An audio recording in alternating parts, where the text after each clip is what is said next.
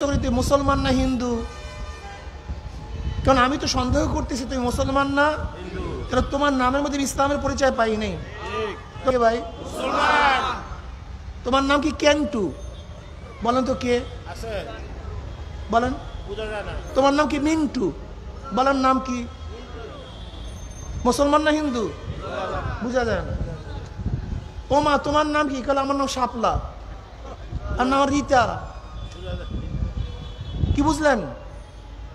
যদি বলি ফাতেমা, আয়েশা, খাদিজা, তার মানে হলো রেন্টু, কিন্টু, ফিন্টু এই নামের মধ্যে ইসলামের পরিচয় নাই।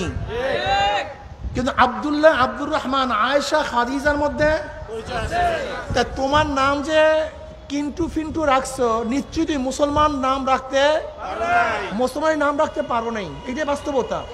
কিন্তু আল্লাহ কি বলছেন? পূর্ণ।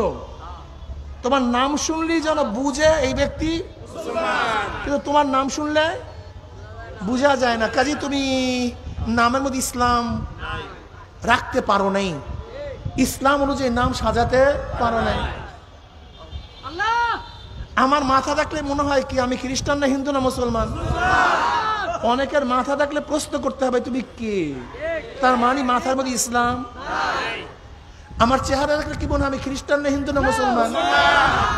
আমার অনেক বাবাদের চেহারা দেখলে প্রশ্ন করতে হয় তুমি খ্রিস্টান না হিন্দু না মুসলমান? তার মানে কথা বলেন, চেহারার মধ্যে, পোশাকের মধ্যে, ঘরের মধ্যে, ব্যবসার মধ্যে, বন্ধুর মধ্যে, বাবার মধ্যে, মায়ের মধ্যে, দলের মধ্যে, নেতার মধ্যে, কামাইয়ের মধ্যে, খরচের মধ্যে, ইবাদতের মধ্যে।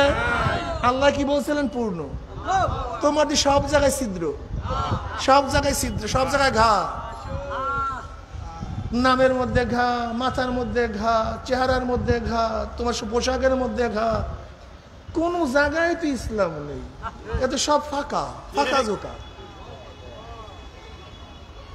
যদি একজন আলেমকে প্রশ্ন করে, ভাই এত কিছু হয়ে যাইতেছে, সব দেশ তছনছ হয়ে যাইতেছে, সেকুলাররা দখল করতেছে, বলে ভাই আমি তো বড় ইবাদত নিয়ে ব্যস্ত আছি, আমি তো বহুত বড় ইবাদতের মধ্যে আসি। আসলে ইবাদত শব্দের অর্থ তিনি বোঝে নাই, সমস্যা এখানে। তাকদিম তাখির সম্পর্কে জানে না। ইউনাব্বাল ইনসানু ইয়াউমাইজিন বিমা কদ্দামা আখার। তাকদিম তাখির সম্পর্কে বোঝা নাই আর জানা নাই। তাকদিম তাখির বুঝেন তো? আল্লাহ পাক কিয়ামতের ময়দানে তাকদিম তাখির সম্পর্কে প্রশ্ন করবেন।